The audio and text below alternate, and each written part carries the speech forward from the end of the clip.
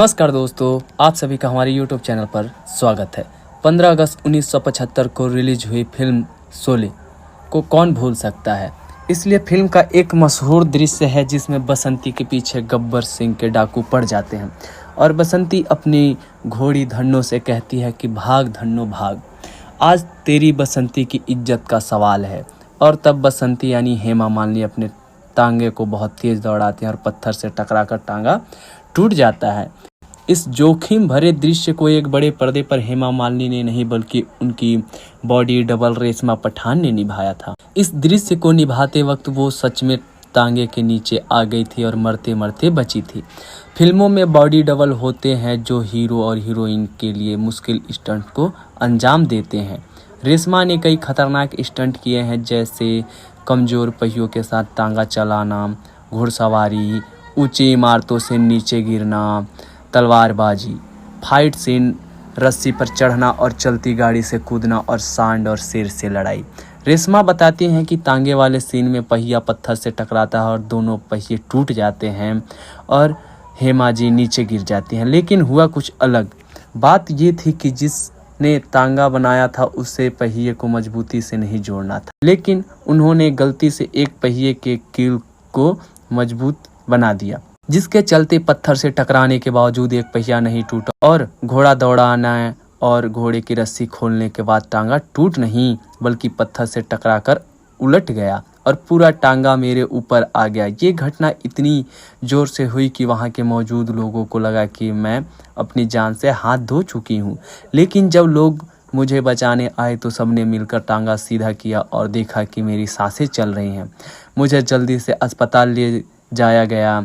और रेशमा कहती हैं, आज कई महिलाएं फिल्मों के लिए स्टंट करती हैं, लेकिन जब मैंने शुरू किया था तो 50 साल पहले तब इतना आसान नहीं था।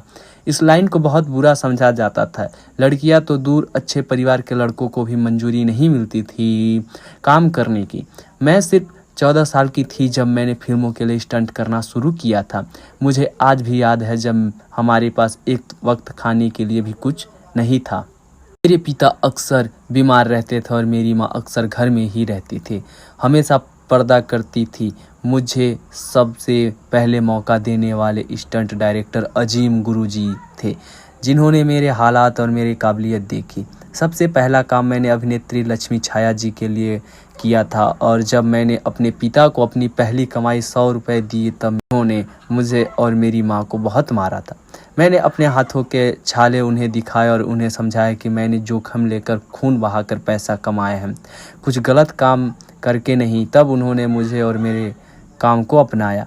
फिल्म ज्योति में उन्होंने हेमा की बॉडी डबल बनकर सांड से लड़ाई का सीन किया। फिल्म में एक सीन जहां एक छोटी बच्ची खड़ी है और उस बच्ची को मारने सांड आ जाता है। उन्होंने फिल्मों में आग के बीच पीछे खड़े रहने जैसे कई खतरनाक स्टंट किए। वो कहती हैं हेमा उन्हें बहुत प्यार देती थी, जया उन्हें पसंद करती थी, फिर रेखा, नीतू, मुमताज, निरूपा राय, मीना कुमारी, शर्मिला टैगोर, आशा पारेख, डिम्पल कपाड़िया, मीनाक्षी जैसी कई हीरोइनों के लिए काम किया और सबने खूब इज्जत भी दी। लेकिन अभिनेत्री राखी को वो पसंद नहीं करती थी। उसकी वजह बताते हुए वो कहते हैं कि मैंने उनकी कई फिल्मों के लिए स्टंट किए हैं, उनकी जगह जोखिम भी उठाया, उनकी फ़ैन भी थी। लेकिन जब मैंने उनकी फिल्में कस्मे वादे की शूटिंग के दौरान उनके लिए स्टंट कर रही थी तो उस वक्त 40 फुट नीचे गिर गई। तब शूटिंग बंद करके लोगों ने मुझे बाहर निकाला। मेरा पैर टूट चुका था और बहुत ज़्यादा सूज गया था।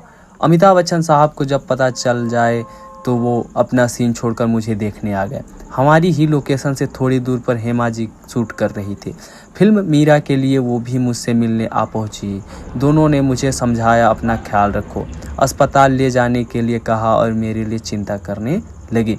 लेकिन जिस अभिनेत्री के लिए मैंने ये स्टंट किया वो मुझे मिलने तक नहीं आया और जब एक स्पॉट बॉय ने उन्हें बताया तो उन्होंने मेरे सामने ही कह दिया मैं क्या करूं, और गाड़ी में बैठकर चली गई। मुझे बहुत बुरा लगा, बहुत दुख हुआ। G5 ने हाल ही जाबाज स्टंट वुमन रेशमा पठान के हिंदी फिल्म इंडस्ट्री में 50 सालों का सफ़र पूरा करने और उनकी बहादुरी के देखते हुए biopic film the Sholay girl बनाई और उसे रिलीज भी किया है, जिसके जरिए गुमनामी में जीने वाले चेहरा सारी दुनिया के सामने आया। ऐसे में रेशमा पठान जो कि कई अभिनेत्रियों के स्टंट की तारीफों के पीछे के मुख्य कारण रहे उन्हें थोड़ी तवज्जो मिली। नाम की तरह रेशमा की ज़िंदगी में कुछ भी रेशम सा नहीं रहा, बल्कि उन्होंने काफ़ी मुश्किलों से हासिल किया, मगर अपने सरनेम की तरह पठानों वाला स्वाद भी जिद उन्हें कूट कूट के भरा था। उनकी इस बायोपिक फिल्म में उनका किरदार अभिनेत्री बबीता बेग ने निभाया है और उसके बाद हाल ही में उन्हें जाने माने गीतकार जावेद अख्तर और निर्देशक रमेश सिप्पी के हाथों CCF की ओर से लाइफ टाइम अचीवमेंट अवार्ड से नवाजा गया। पिछले सालों में उन्होंने गोलमाल रिटर्न्स में छोटा सा किरदार निभाया, तो दूसरी तरफ उन्होंने स्टार प्लस के शो ये रिश्ते क्या कहलाते हैं में भी दादी के किरदार के लिए स्टंट किया था।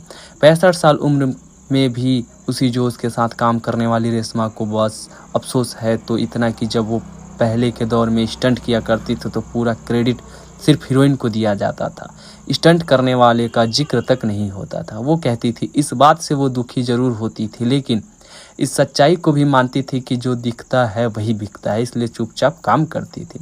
आज स्टंट करने वाले महिला और पुरुषों के लिए कई तकनीकी सुविधाएं हैं। आज पहले जान की सलामती और फिर काम देखा जाता है, लेकिन हमारे दौर में ऐसा नहीं था। ना कोई मजबूत केबल वाली रस्सी होती थी और ना ही कोई बड़ी सुविधा, ना ही कोई साफ सुथरी जगह। ऊपर से छलांग लगाते वक्त नीचे 4-5 आदमी नेट लेकर खड़े रहते थे और उसी नेट में कूदना होता था। अगर किसी से थोड़ी चूक हुई तो हड्डी पसली एक हो जाती थी। वो कहती हैं हमारे वक्त ऐसा था, पहले काम बाद में सुरक्षा, लेकिन उस दौर की अपनी ही बात थी। मैं आज भी स्टंट करने को तैयार हूँ, ये मेरा काम नहीं जुनून है जो मेरे मरते दम तक मेरे साथ रहेगा। दोस्तों, क्या आपको ये बात पहले पता था? नहीं, कमेंट सेक्शन में ज़रूर बताएं और वीडियो को लाइक शेयर करें तथा चैनल को सब्सक्राइब करके बेल आइकन को अवश्य दबाएं। फिर मिलते हैं एक और नए वीडियो के साथ।